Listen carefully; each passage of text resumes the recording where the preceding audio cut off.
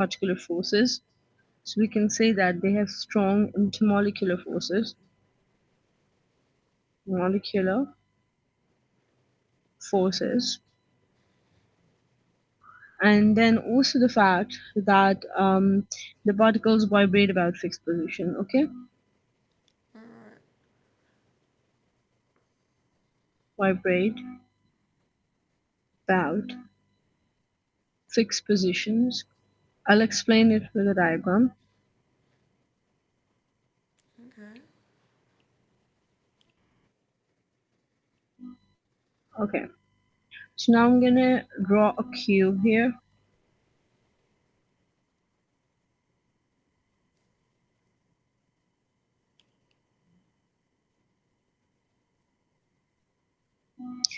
I'm going to draw a cube here.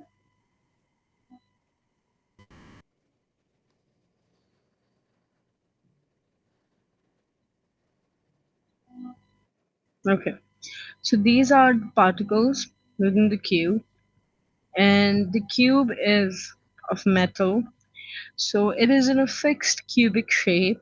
Okay, until or unless heat is applied, there's nothing that's going to change the shape. And let's suppose the volume of this cube is 4 centimeter per cube. Okay, Alright. and it has a fixed area, it has a fixed volume, it has a fixed shape. So that is what we call as the solid. Okay, now I'm going to draw a box here as well, and I'm going to explain to you that the particles of the solid are very, very closely attached to each other.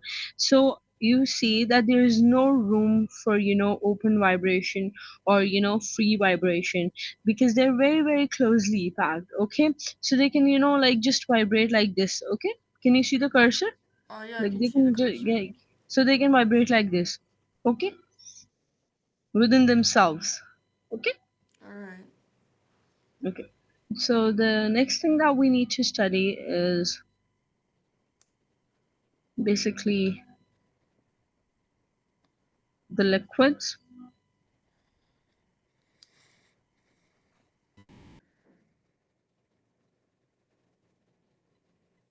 Okay, have you noted down everything about the solids? Yeah.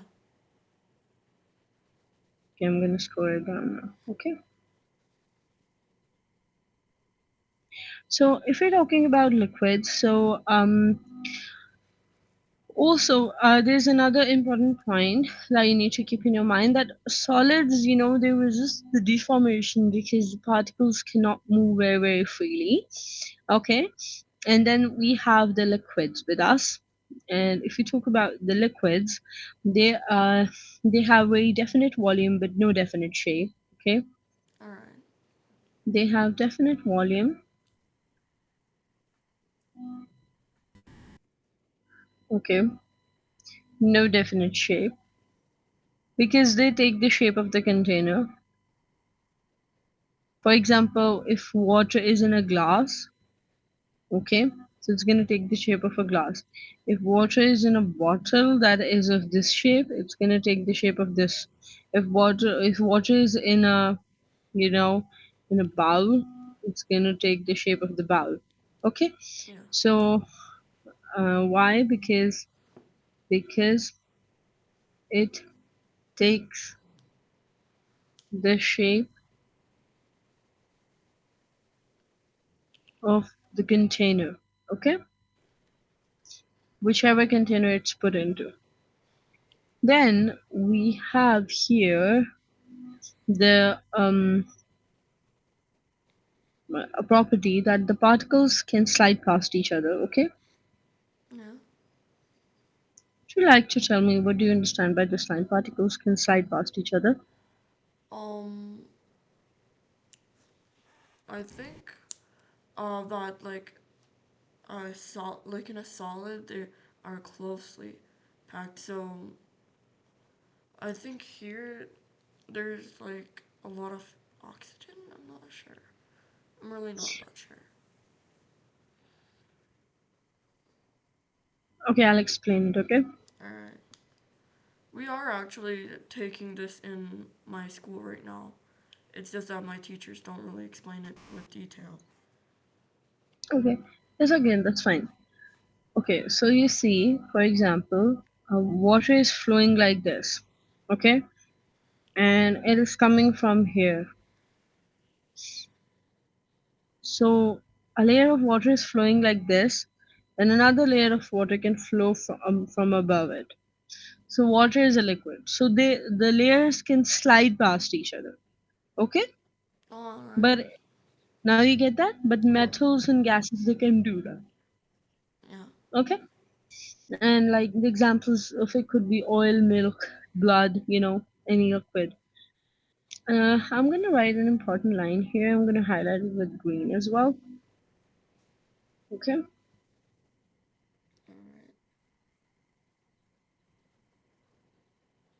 Are you understanding the lecture? Yeah, I am. Okay. So liquids flow due to weaker forces than solids. Okay? Alright.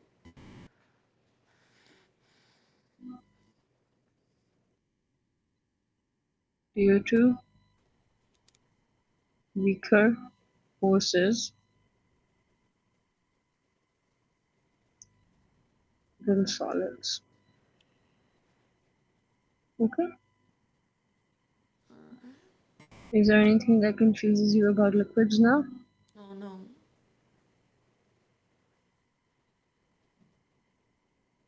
Would you like to tell me what do you understand about the liquids and the solids? Oh, Like, sorry, I scrolled it down. Have you written uh, it? yeah, except for the last highlighted part. It's okay. You can write it.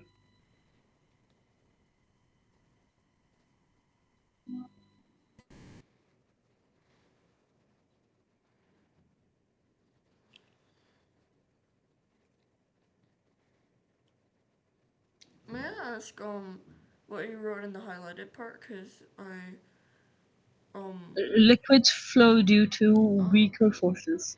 alright. Yeah, because if the forces are stronger, they're going